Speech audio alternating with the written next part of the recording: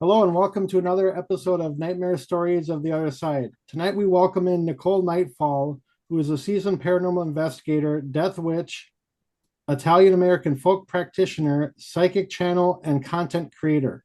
With a large following on TikTok and searched over 4 million times on the platform, Nicole captivates audiences by sharing her compelling spirit box sessions, insightful readings, shocking paranormal evidence, and adventures to historically dark locations. She also provides invaluable spiritual advice, blending her diverse expertise in the occult to offer a new spin on paranormal investigating and connecting to the dead. Her paranormal series, Ghost Chasers, is presently on YouTube, where she incorporates investigating with her spiritual methods.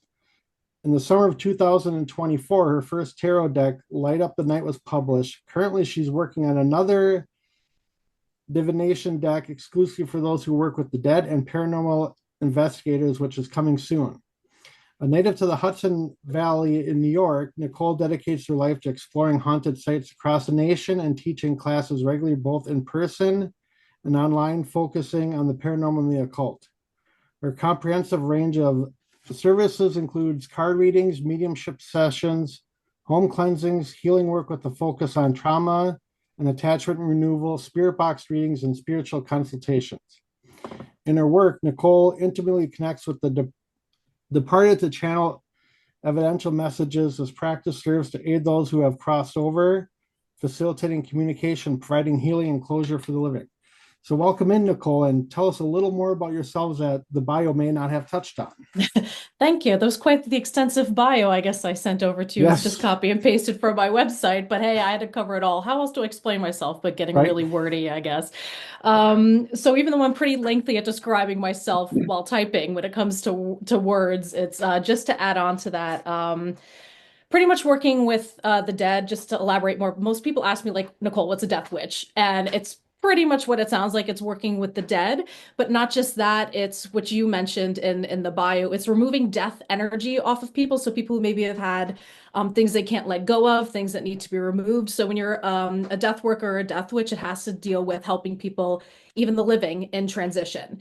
So that's a lot of what I focus on. Even today, earlier before this podcast, I did a mediumship gallery, and that was a pretty heavy session with people who had just, as my lights turn off, have crossed over. So it's pretty heavy work, but it's something that I feel like I was meant to do. So let's go back to the beginning. When did you realize this was going to be your path? Oh boy. It's always a stereotypical story, and I'm gonna say it. It was when I was a kid, just seeing a lot of things, experiencing a lot of things. But with me, it was, I didn't grow up in this. Like my dad was always a skeptic. My dad, I would have paranormal shows on, and he'd be like, "What the hell is that crap? Turn it off." Like it was very much like, "What are you doing? Like you're the weirdo." But I was even afraid of like as crazy as this sounds, like taxidermied animals and stuff like because it's like death energy. There was like vacancy. So I was always very sensitive to certain places, things, even like the haunted mansion at Disney World, like refused to go inside. Like it was just, and now I embrace all that. But just very young, I was very sensitive to things. And I would, of course, I would see spirits. And I would say when I was around like 8 years old, I, again, another stereotypical story, got a Ouija board and I was obsessed with it. My dad got it thinking he could like scare us, and he ended up being the one who got scared because it was saying things that were a little too accurate, a little too creepy, and then he like never wanted to see again. He didn't take it away from us, but he did not want to be around whenever, especially I was using it. So I did the thing that nobody should do, and I was playing with Ouija boards by myself. Nothing bad ever happened, but I don't recommend people do that. Again, I was a kid and I was enthralled. And ever since I started doing that, I started to see things more and more and more. Like when I was sleeping, there would be spirits that woke me up in the middle of the night. And then when I was around 14, I started to get into witchcraft a little bit. I was dabbling, I was researching. When I was in high school, because I was Googling and printing stuff off and making my own book of shadows out of a trapper keeper. I'm dating myself by saying what a trapper keeper is. Well, I But still I have a would, trapper keeper. yeah, yeah. So with my friends and I would go in and we would print off all this stuff in the school library. And then one day we came in, it was probably like a few weeks later, And wouldn't you know it, all those sites we can no longer access. So I like to like have bragging rights that we got occult stuff banned in the high school, me and my Nice. friend collectively. So yeah, it's just been, and I would say it was ever since I got the Ouija board, it was like what I was afraid of and sensitive to kind of like transformed into like insatiable curiosity is what I would say. And it's been nonstop ever since. All right. Um, so for like going to like investigating and locations, when did that all start for you? Oh God.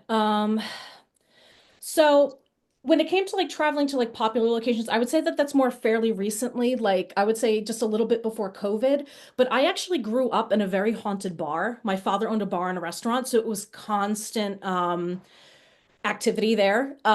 Things that even my brother won't talk about till this day that was happening. Like you'd hear our names being called, lights would turn off, glasses would fly off of shelves. Again, my father didn't want to acknowledge any of that either. Like him and my brother were just like, no, this isn't happening. We'd hear doors swinging open, even though we couldn't physically see it.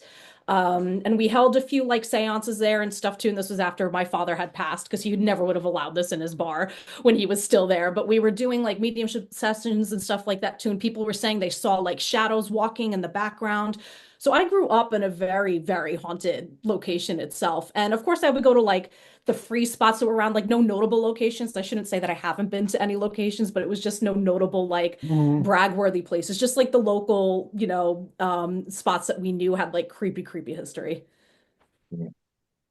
So what are some experiences that happen at the local locations? Oh boy. Well, there's actually one I went viral for on TikTok. That I did. I would always go there. It's called the Hex Murder Bridge. That's what we know it as, but it's really the Stone Arch Bridge if you look it up. It's in Canosa Lake, New York. And there's a ghost story there about seeing the man who was murdered on that bridge walking across the apparition across every January on the anniversary of his death. And I went there once and it was, of course, freezing cold because, of course, I have to torture myself in the process, right? So I'm standing out there in the middle of nowhere on top of this bridge and the things coming through more so with the spirit box and then the cat ball moved too. That's like what's on my TikTok that went viral was the stuff just being very interactive. So I would say that's probably where I had a lot of experiences was that bridge growing up because we would go there when we were kids and then as I started to incorporate paranormal equipment with it it's never a dull moment there. So for like notable locations, where was the first one you went to? Probably the Shanley Hotel in Napanoch, New York. Still one of the most, in my opinion, haunted places I've ever been to. Apologies if you hear my 5-month-old puppy acting up in the background. It was, I would say that was the moment too, and I think I realized because I always carry, even though I love all this stuff, like a bit of skepticism with me. But it was just there were so many things that were validated by other people that were with me. When you experience something by yourself, you're like, oh my God, this happened, but did it happen? If you're Right. saying you kind of question it. But with that, it was like multiple people, like 6 people witnessing the same stuff at once. And for me, that's what um really, really stood out for me. In the Shanley, every time I go there, there's something. I could be there at 8 o'clock in the morning and stuff's going on. It's one of my bucket list locations. Oh my God, you have to go. You have to go. It's, and I've talked to people and they're like, oh, nothing really happened there. But then I talk to others and they're like, oh, that's the craziest location I've ever been to. But I've been there. I've lost count how many times I've been there, and it's never a dull moment, ever. Uh, It kind of So, seems that way with locations. You could go there one night and get almost next to nothing, and then team goes in the next night. Say it was the craziest night they had. yeah. yeah, And I'm sure it depends on the mixture of people. Like you guys have probably seen this, exactly. right? And it doesn't necessarily mean like, oh, this person's more spiritually powerful than that. Like, it's not that, but it's more so like, who do they resonate with? Who do they like connect with? Like, to me, Yeah, that's what brings it out. And I think you just get the right mixture of people and things could just get chaotic or it could be dull. Depends, you know. So sorry guys, I lost my headphone too in the Oh, that's process. okay. Things are just getting exciting over here. uh, It's the spirits. Yeah, sure. And gravity. So for like when I was going through your page, you talk about like investigating dark locations. What would you consider a dark location versus just a location? Well, I could always say the stereotypical stuff like prisons, insane asylums, like Norwich State Hospital to me is very dark, very heavy. A lot of people there forced there against their will, a lot of experiments, forced sterilizations, like you name it, it happens at some of these places. To me, I would say that's inherently dark. Not that all the spirits there, of course, are dark, but to me, it's even just how I would define that as mainly as like a collective dark energy, like a residual dark imprint, like something like that. Even the Hinsdale house to me is a pretty dark, heavy location because there's just something there that's like really oppressive. And whether it's the house or the land it's on, who knows? But that's another one I would consider pretty dark. And I guess that's up to like personal interpretation, right? Like what is dark, but yeah, I would say prisons, insane asylums, stuff like that for sure. So for Norwich and Hinsdale, what are some experiences that you've had there? Well,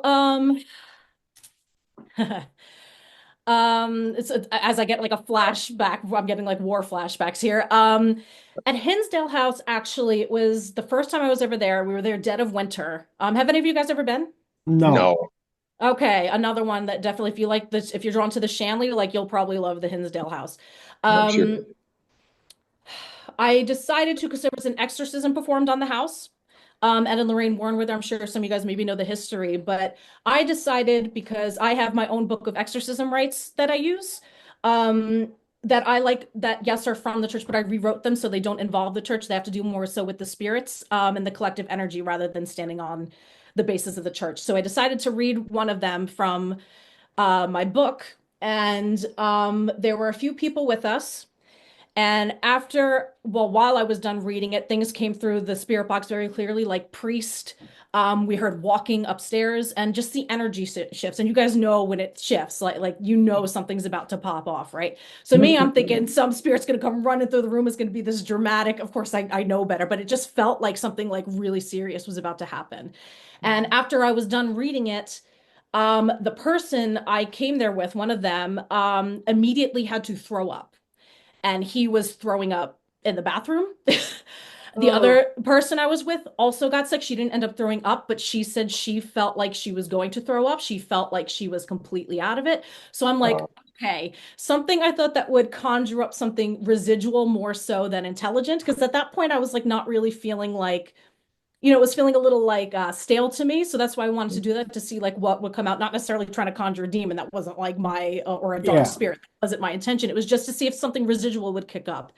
So who knows if it was things maybe attached to them or maybe it was the spirits there. I couldn't tell you, but like when I did that, it became okay, well now we have to go outside and ground and cleanse and like because we want to make sure we're safe too at the same time. I'm not somebody like, yes, I'll push it a little bit clearly by reading an exorcism, right? But I also want everybody to feel safe. If everybody starts getting sick around me, there's an issue. So yeah, and then things after that too, the flies in the middle of the winter in that house are known to happen. And the interesting thing is they try to fly into your mouth.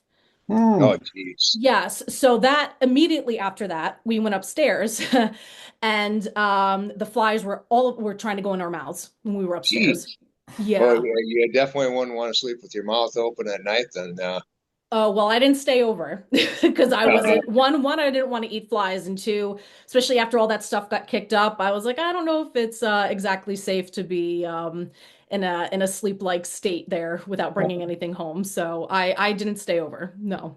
Yeah, the part that intrigued me the most with the failed exorcism is how they all said it sounded like the house was screaming. They, Well, that's cool.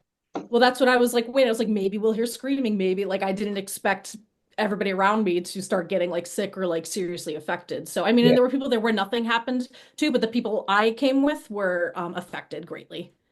Uh, Yeah.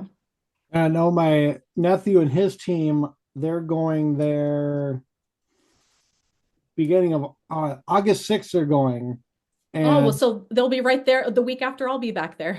so uh, they Yeah. agreed to do at least an hour live podcast with me from when they're there. So I'm hoping they stir something up because they're 18-year-old teenagers and they are just kind of crazy. So hopefully something will get stirred up and I get it on the podcast.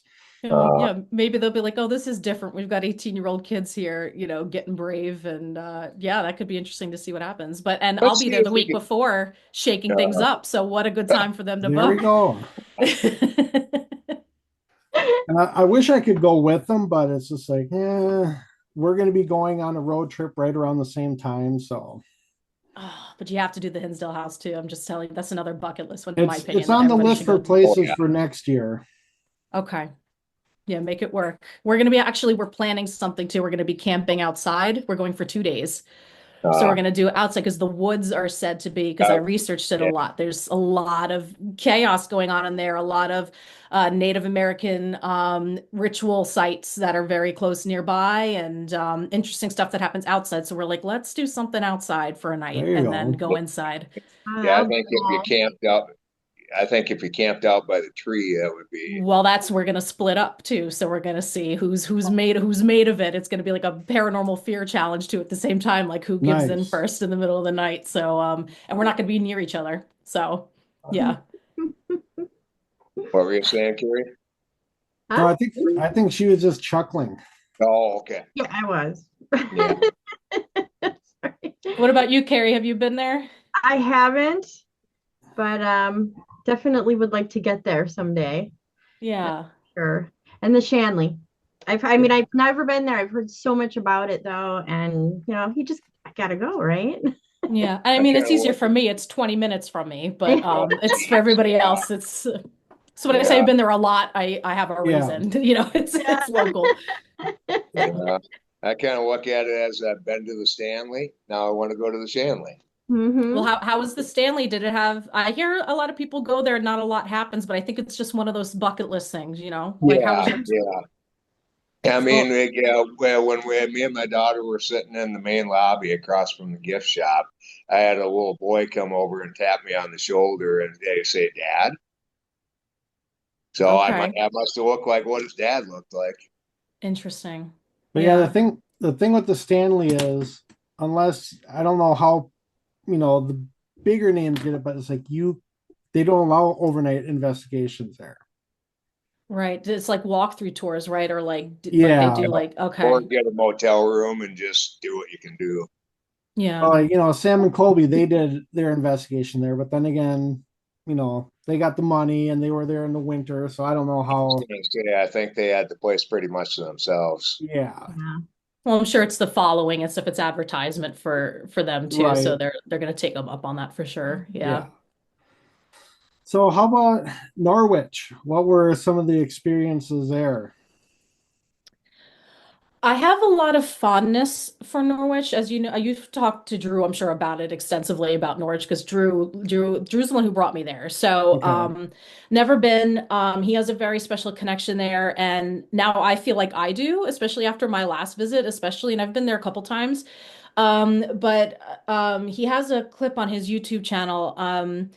I had this weird, like, I don't know if it's a premonition or this like request. Sometimes I get requests from spirits on like things they want or like they know I'm coming to visit and they'll send me things. And I knew we were going to the orphanage and I got a request from like the kids there that they wanted me to sing for them. They wanted to hear like a lullaby. And I didn't know what this lullaby was because I wasn't hearing actual singing. I was hearing like words, like something about a goose, a gander, and like so all these like little words I like Googled it because I'm like, what else am I gonna do? I don't know what this is. Is it a mother goose thing? I don't know. And there was this really creepy old nursery rhyme called Go Tell Aunt Rhody. So I Okay. learned it on the way down because it's like a 4 hour drive. So I was like, all right, I got time to learn this thing on the way down. And it's a nursery rhyme. How hard could it be? So I get there and I sing it and I go through it once and then the dead bell goes off. And if you see the clip, the dead bell actually starts going. I don't know if it's going on beat or if it's requesting it because I would finish a line and it would go ding down the hall. So it's like it's a really like and we all got kind of like emotional and I got very emotional because it's like when were the last time these kids, even when they were alive, like who sang to them? Like did they have music? Were they offered anything even in life, let alone in death? So it was a very like emotional, sad experience, but like it made me feel really connected. And unfortunately, nobody can really go back now because now the state like inherently owns it. So Pretty sure we lost access to that forever, but I mean, what a bittersweet way for us to go out, Right. But yeah, Norwich was great, and that will always hold a special place in my heart, even just that experience in the orphanage. So, out of all the locations you've investigated, what has been your most shocking evidence that you've encountered and caught? Evidence, huh? I would probably go back to the Hinsdale with the spirit box going off during the exorcism, right? That's just something to me that always stands out just because it was very intelligent responses. And then the stuff we caught on camera afterwards with the flies, and then the equipment going crazy upstairs too. I have the Envoy. I don't know if any of you are familiar with that piece of equipment, Yep. but it's kind of like a digital Ouija board in one setting. There's multiple with like emotions and stuff. So I Hmm. had it on like the Ouija board setting, even though it's not called that, but it's with all the letters. And it starts automatically. And I have it on a very low setting, right? Because I don't believe in high sensitivity. I'm like, if spirit's gonna show me they're here, they gotta work for it kind of thing. Like that's how I know it's pretty much valid unless there's other ways to explain it. And what started happening was it started going backwards through the Ouija board. And if anybody knows anything about Ouija boards, you know what that means, like spiritually, that a spirit's trying to release or something. And this is, of course, after things were building, people got sick.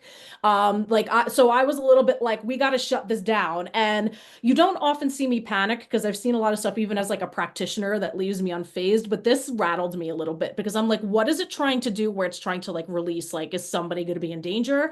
And I know and this is where as a practitioner and an investigator, I have a lot of conflict because of course as an investigator you're like, oh my god, I want something crazy to happen and catch it, but the part of me that wants to like protect people and make sure nobody's getting an attachment or attacked or like seriously emotionally or spiritually scarred, like sometimes I have to nip things in the bud. So that was definitely an instance where I was like, shut it off, and it would not shut off. It just kept like looping down the and this is when I first got it. This Wow. was my first time using it. So it's not like the battery was dead. It was all brand new the first time I used it. And it has not happened since. Huh. Okay. Yeah. That's crazy. Yeah. Yeah. Well, I know you said you have some questions, Carrie. You had your little list, so I'm gonna kind of let you ask away some questions here. Okay. Put you on the spot. Well, I was just I got you. I'll take it um, easy on you if you take it easy on me. How's that? okay, thank you. Well, I was just curious listening that, when you enter a place and you get the feelings and all this stuff going on, maybe even before you enter a Yeah. place. Does it make a difference? Like say you go in completely cold. You don't know Mhm. anything about it.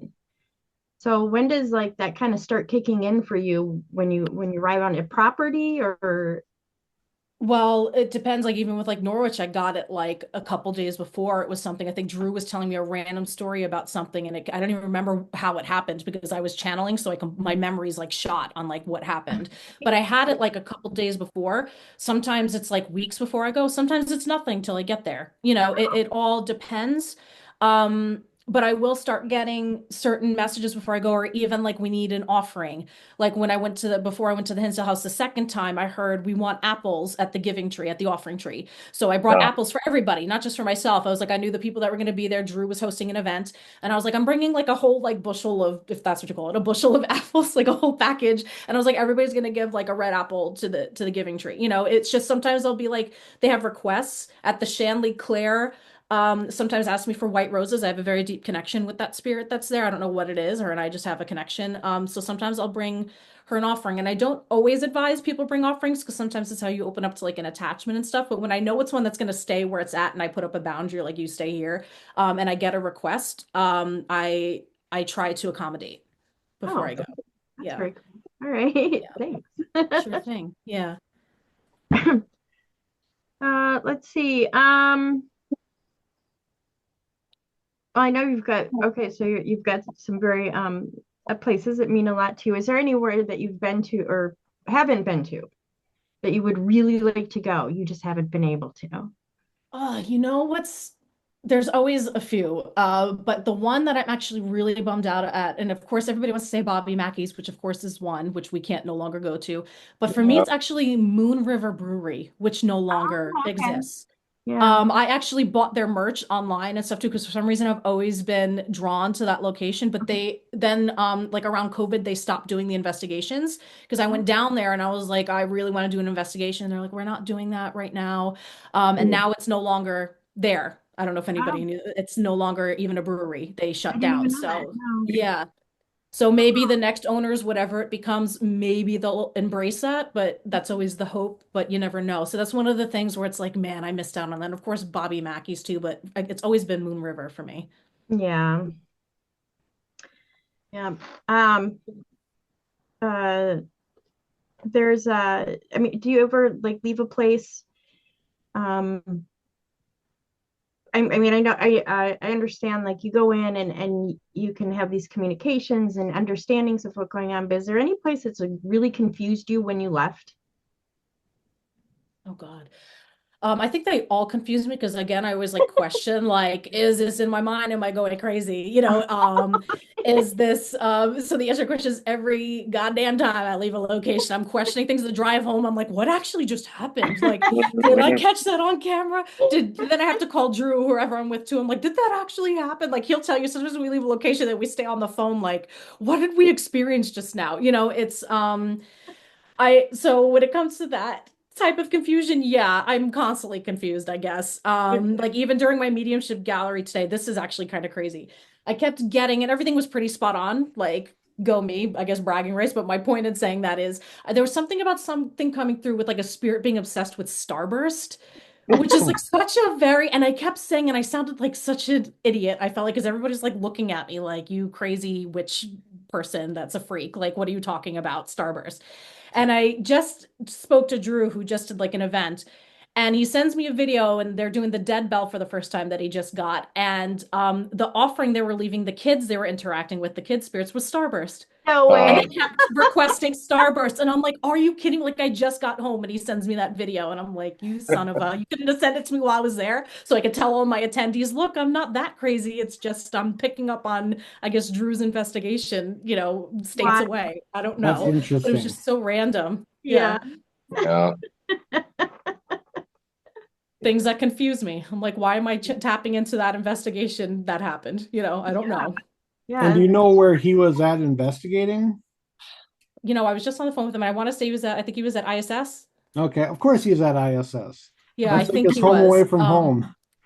Yeah, so I'm pretty sure he was just there. And I think he has another one coming up there too. He's doing all these, I can't keep track of what he's doing. And he's doing Oh, Madison, right. I think in a couple weeks, another event there. So he's staying busy in the next few months. He's doing a lot of events. So Yeah, he yeah. is. All right, back to you, Matt. There you go. Okay, back to me. I'm being handed back. So let's see, where do I want to go? So, how do you spin your expertise in the occult into the paranormal? Ooh. Well, I'd like to educate people on a lot of different sort of things. It's like I get into this conversation a lot and I teach this in some of my classes, and there's actually an extensive class coming up on this that I'm doing. It's the influence of Catholicism on paranormal investigation. And I believe it started, of course, you could go back to like Hollywood with the Exorcist movies, but really like Ed and Lorraine Warren, very heavily Catholic influenced a lot of investigators we have today.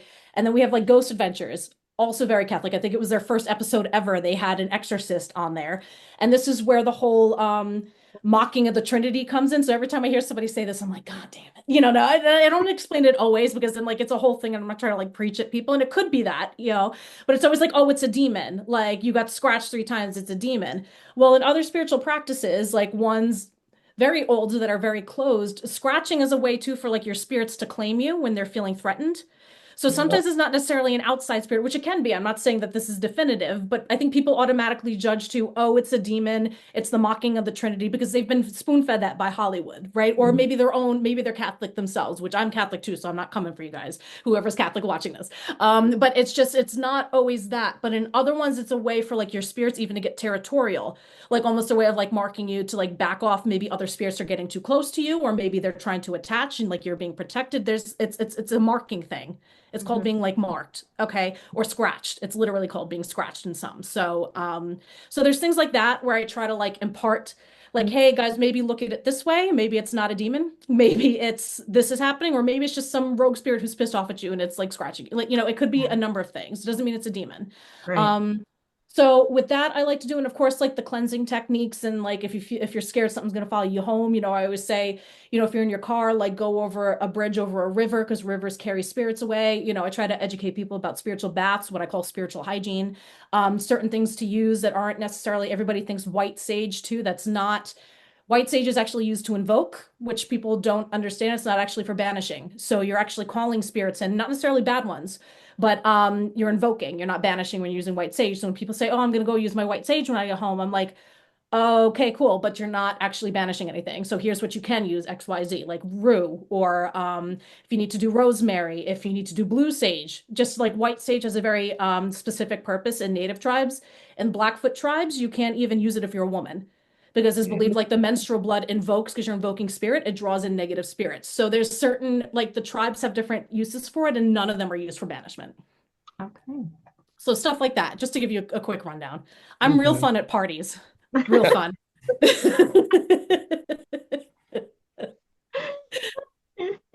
Okay, let's see. Oh, no. I'm going to turn over to Chad because Chad was asking us earlier about the tarot card, so I'll let him go into that. Okay. The new ones that you're coming out with, when are they going to come out? So, considering I have to get them printed in China so I don't go completely broke, that's dependent on certain things that we're not going to talk about today. But it's indicative of that. I haven't completed doing the artwork yet. It's watercolor ink based. I have some here actually.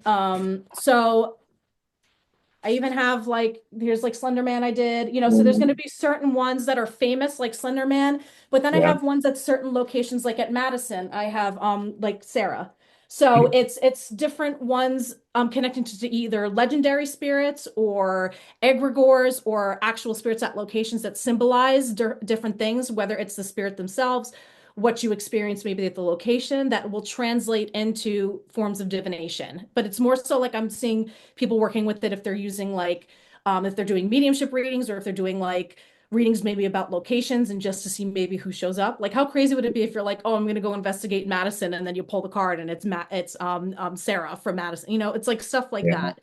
And I wanted to be able to like read certain people who especially really connect with the dead because there's nothing really like that out there with divination. Yeah.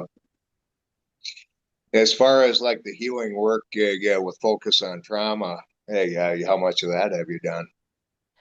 Well, admittedly, recently I haven't done a lot because it really takes a toll on me physically sometimes. Like I could cleanse and cleanse and cleanse, but sometimes when I admittedly push myself a little too far, which I'm trying to learn to like take breaks. So right now I'm on a break from that. With that, I am a Usui Reiki master. So I do pull stuff. That's one of the methods I use to pull stuff or awaken things that I can pull off of people. Not necessarily attachments, because that's sometimes it takes a lot of work to pull off an attachment. Sometimes you can't even pull off an attachment, which people don't Sure. realize. But when it comes to like healing work and stuff, it's I think the last time I did it was probably August of last year. I went on like a little bit of a break because it took a toll on me because the last like few people I worked on had like a lot of really heavy stuff and I didn't admittedly take care of myself the best spiritually in the meantime. So but people have been asking me to get back into it, and with Italian folk practices I can do like evil eye removal and stuff too. So that I'm actually going to get back into in a few months.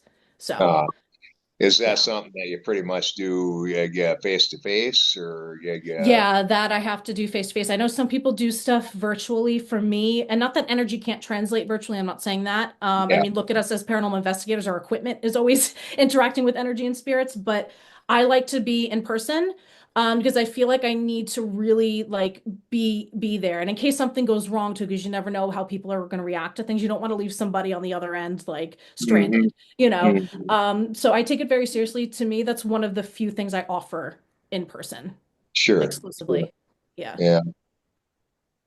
With like the mediumship sessions, is that something like you do mediumship advancement? I'm sorry, what do you mean? Like teaching it? Yeah, like I mean, for advancement of mediumship. they get to get to higher levels. Are you talking about me personally or me teaching it to other people? Yeah, teaching it to other people.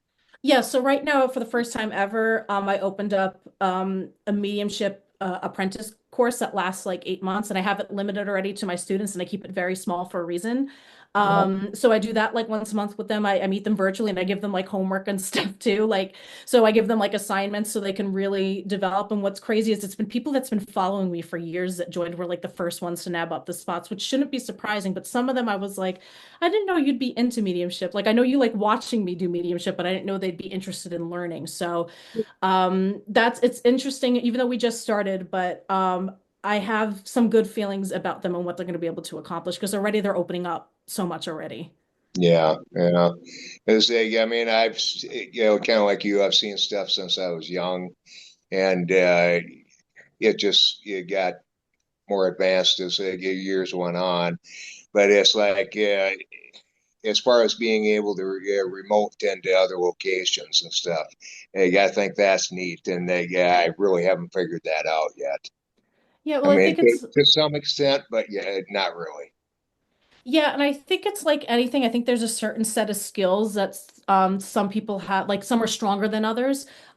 With me, I'm not the best at names. Like if I get a name and I say it, it's usually very spot on because like I don't get, but meanwhile, I know another medium who's like, she'll get names like that. And I'm like, God Yeah, damn, how do you do that? You know? I'm very good at what's called remote viewing is what you're talking about. So I yeah, can actually be in another place, like energetically link and take in information like even with, sure. Drew's thing with the starburst coming through, like I don't know how that happens, but it happens when there's an energetic link.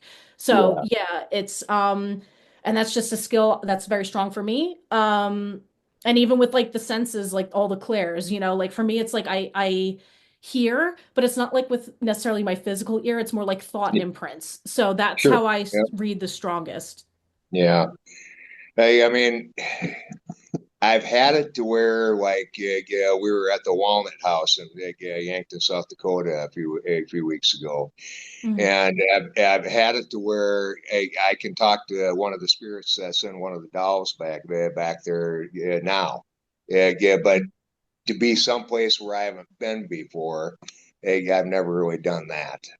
So sometimes I try to think of it as like for them, time isn't moving like it is for us. Like Yeah, us, we're living moment to moment. Like we might already be there for them, like just thinking about, oh, we're going somewhere and they already know we're coming. So to me, it's kind of sure. like this weird, trippy rabbit hole talk of, if time doesn't exist for them, maybe they can connect with us ahead of time because already in the future for us, we're there, but in present time, we're Yeah, there. Does that make sense? I know I'm like kind of yeah, like, yep. yeah. No, So sometimes I think that's what happens. Like when they know for sure you're coming, they're like, okay, well, you're already energetically here because your heart's in it. You're yep, already on your way, so here's yep. what we want to tell you. So that's how I would look at it.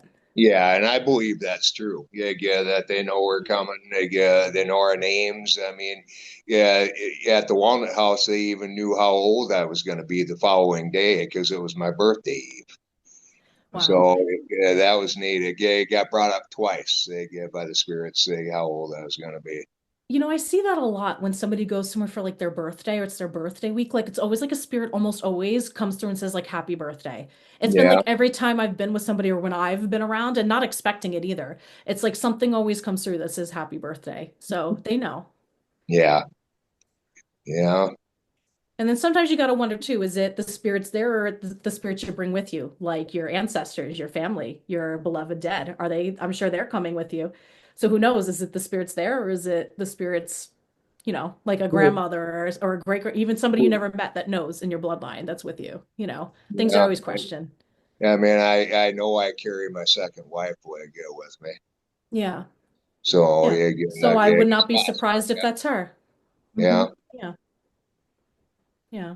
Has she come through at all when you've done other sessions or anything, do you think? Or you haven't been embracing to Not a whole lot. I mean, I talk to her often enough, yeah, but yeah, not that I've really noticed. There's nothing specific. Yeah. Well, So pay attention to that next time because you never know. Especially if you've got a yeah, spirit box running or something. You never know if it's a voice that sounds like her. What spirit boxes do you generally use? What resonates with you with that spirit box wise? Usually it's just yeah, regular spirit You use box. the SB7 with the white Yeah, noise? yeah, Okay. So yeah. But we've done like oh, what is it? the Estes method? No, well, yeah, that too. But yeah, we've used that one phone app, Necrometer Necrophonic. Oh, or necrometer. Okay. Necrophonics. Yeah, yep. Yeah. Okay. So and yeah, that's neat because you don't got all the static. Yeah, so I was just going to make a recommendation to you. So Necrophonic, like sometimes I'm weird with the phone apps because sometimes they request like access to your microphone or your camera, and I'm just like, are they listening? Because even you think Right. about something and an ad shows up on your phone. So sometimes I'm leery, but I have had interesting results with the Necrophonic, so I'm not completely discounting it. But do the Phasma box. That's what I do a lot of my readings on even today. It's no white noise and it's for the most part crystal clear. Yeah, So it's an app not for your phone, but if you have like a Windows 11, like the requirements are on there. It's called Extreme Senses makes it crystal clear. And if you could always email me and ask me too if you can't find it. yeah, That's the one I usually use. And even like on TikTok, this like when I used to do like the spirit box reads and stuff, like when I tell you creepy responses that are clear. And sometimes when you hear the voice of somebody that you recognize come through, like when I heard my dad for the first time on that, I was like, oh my God, like how is this happening? Yeah. Wow. So definitely give it a go. When you hear a voice you recognize, it's like life changing. Come through yeah, there. yeah. That would be. Yeah. Has anybody else used it? Phasma box? No. No. No. All right. Let me know. Okay, I want you guys, this is your homework. You get a All right. Phasma box and you Asthma let me box. know. Yeah, let me Okay. know what you guys think because it's always wild to me. I always say that's my favorite piece of equipment because Oh, I can't believe it. all right. I'm Yeah, gonna that's write neat. that down too. There you go. And you know who uses that a lot? The Shanley. That's how I found it. The Shanley Oh, Hotel okay. always has a Okay. Phasma box. Yeah. Hmm. So just going through my notes and then kind of looking at the bio. So your paranormal series, Ghost Chaser. Can you tell Yes. us a little bit about that? Yeah, and admittedly, I have been slacking on that because editing is the bane of my existence right now. It takes so much time. And I have so many, and I'm blonde even in some of them, which was like a year ago when I filmed. So there's quite a few that I have lined up that are gonna still come out. But I do a few, look, I'm even like, where did I do them? So I have one on the Hinsdale house. And I actually had friends who had a house that was crazy haunted. And this one has like, I think like 5 or 6 thousand views right now on YouTube. I don't know if you're familiar with Father Divine. He was an African American cult leader who believed he was, of course, reincarnated from Jesus Christ. Yeah. He had like people living in his house, like he had a whole commune, and they have one of the houses that used to be on the commune. Right across the river is FDR's house across the Hudson River where he used to live, and they could see each other. Like you could see his old house like right from their back porch, which was like amazing to me. Like so much history on this property. And meanwhile, I'm expecting this Father Divine to come through. He was Jim Jones's hugest inspiration. Jim Jones tried to even take over Father Divine's cult. Like the history on this man, and I don't know why people don't talk about Father Divine because he just even like with the blending of like ahead of his times with like black and white people and stuff, like he was very much about like integrating that like race wasn't a thing, so in a lot of ways very progressive, but still a cult, so there were some concerning things and of course allegations that popped up.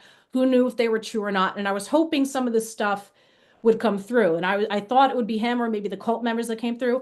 No, no, no, no, no, no. I drive and we start filming, and of course we're in New York, okay, and we're driving down this long dirt road in the back, and all of a sudden I start seeing um African American people, but not like from the 60s or 70s when he was around, but like in tattered, like enslaved people Mm. clothing. And I'm thinking, we're in New York. Why am I seeing this? And I was hesitating to say too, because it's awkward too when you're like a white person, you're trying to be like, oh, there's enslaved people every, like I didn't know what I was seeing. Like, and I couldn't believe I was seeing it so clearly, almost like they were like zombie, like they were stuck in like a residual energy. It's not like they were intelligent. They were just like walking down the road. We go down there, and later on I contact the historian, and there's a lost enslaved person cemetery on that plot of land. No. And I had no idea. So I was shocked when I heard this because I'm thinking, hey, thumbs up, yes. That I found this because again, New York, you don't think like, oh, even though there was, but you don't think like it's that common or that it would be lost. You would think like, the North with like the Union, and freeing slaves and everything that they would embrace that, but it's still somewhere lost to this day, like on that property, like not found. But they know it's somewhere there because like somebody who had slaves like wrote like a poem about it or something about like where they're buried. So the historian told us that, and then even we're doing a Ouija board session too, and I have the clip on there. And then the guy comes through. Somebody had died in the house like right before them in like the bathroom. Because I was saying what's going on with like the bathtub. So we got like all this crazy evidence in this house, right? And you're thinking sometimes when you do houses, like people are like, oh yeah, my house is haunted. And you're like, okay. It's like it's just your grandmother, like playing with your cabinets, like you're fine kind of thing. But this was just like super intense. And then even in like the basement, it was like really, really heavy and there were so many spirits. So I have that, and then I have like a follow-up episode, which I still have to edit. But it's just like, and then I think like, how many are there other plots that have like graves on this property because it's so like vast and like in the middle of nowhere, So so stuff like that. That's what's on my ghost chaser. But that's just like another thing I wanted to talk about because like it's just so wild to me that occurred and that there was an enslaved Mhm. person cemetery at a location I had no idea about. But That is yeah. very interesting. That's awesome. Yeah. Yeah, in Minnesota here, it's like, there's a lot of family cemeteries on farm sites, and half of them they don't have headstones or anything.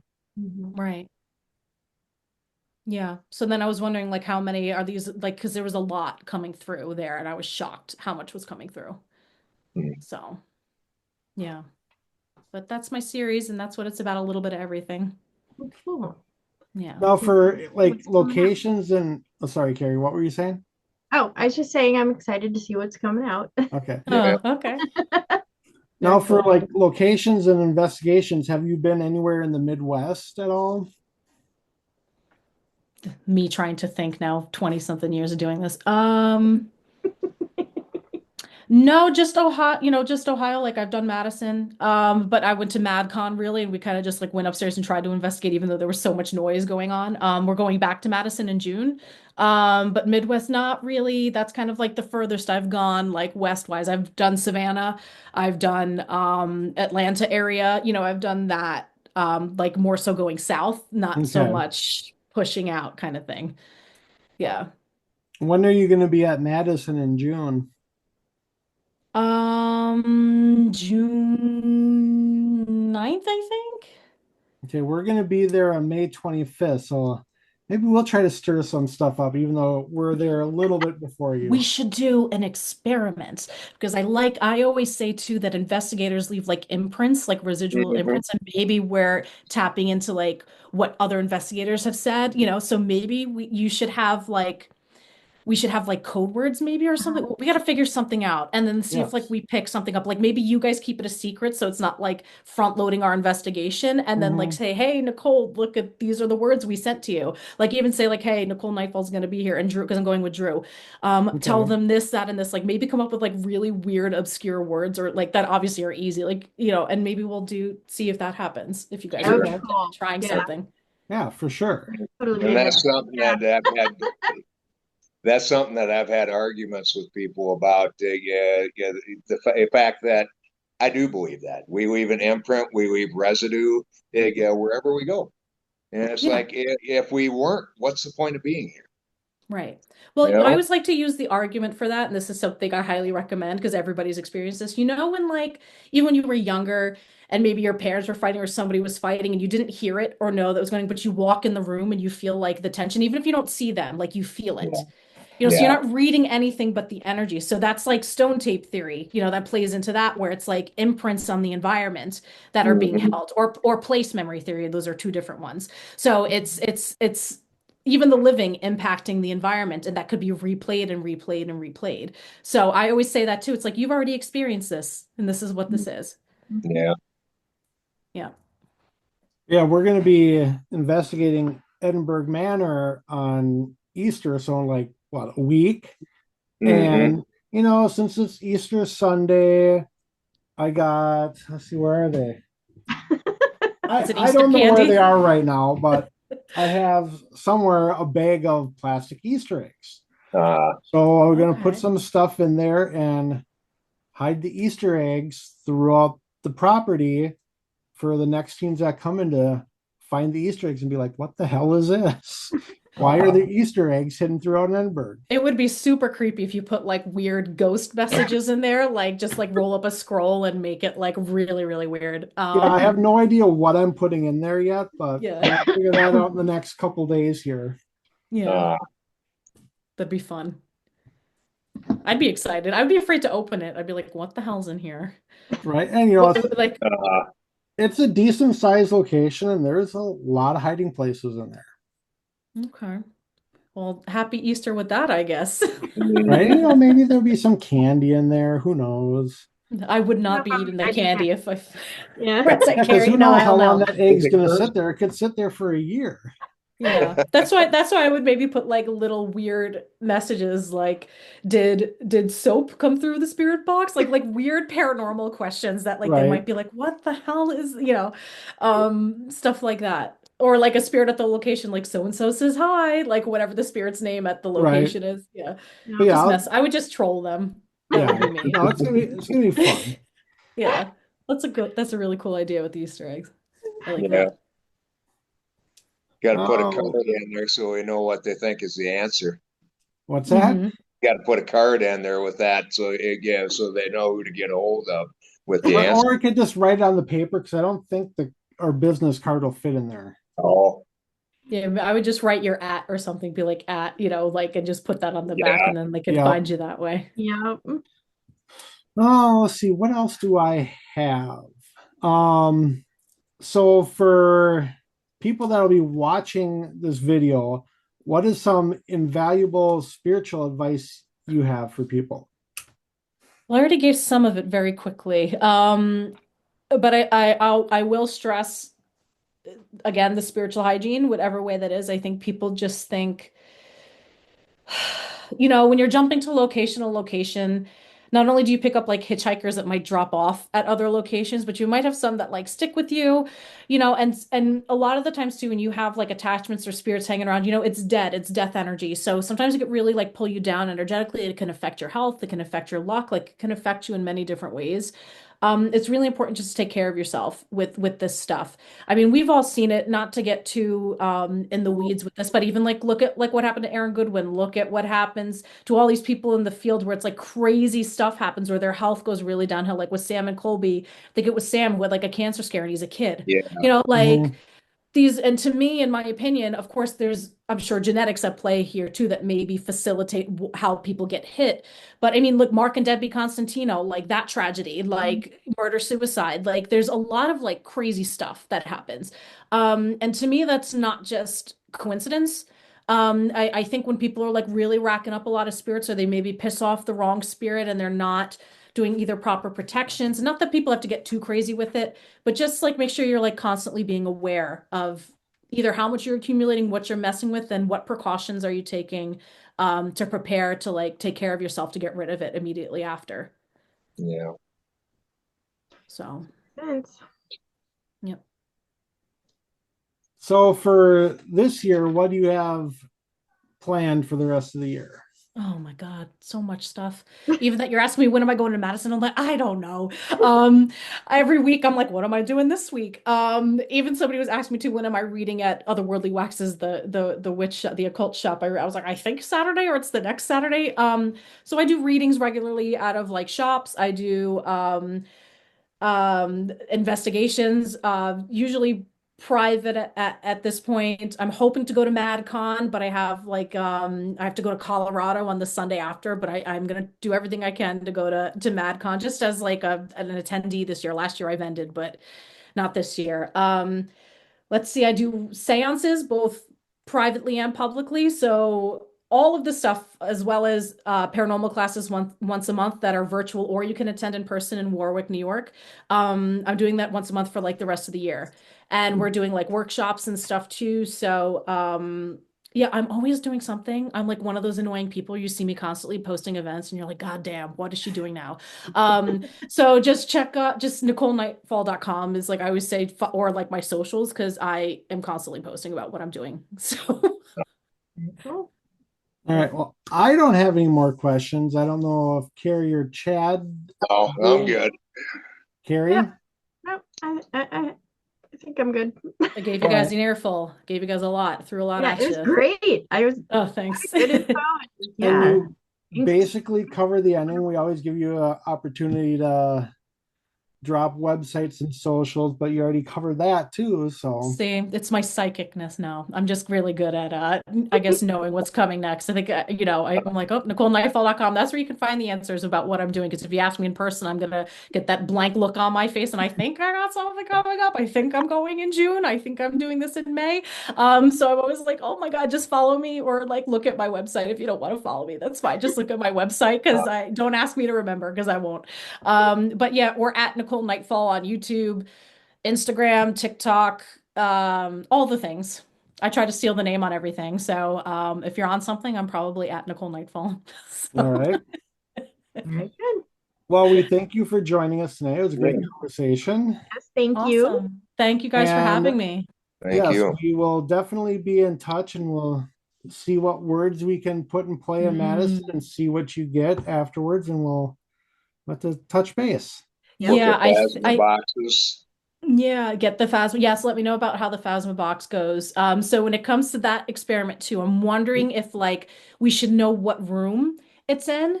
Mhm. Like we pick a room and we know that mutually. So like, because we want to like imprint the environment, right? So like pick a Right. room and let me know what room and that's it. Don't tell me the words until like after we're done. Okay. Okay. Um, yeah, I'm excited to see how that goes. Okay. Yeah, we will talk about it and then, Okay. yeah, we'll shoot you an email and let you know. All right, perfect. Thanks All again, right. guys. Yeah. Thank You Yeah. have a great rest of your you. night. All right, bye. All right. Bye.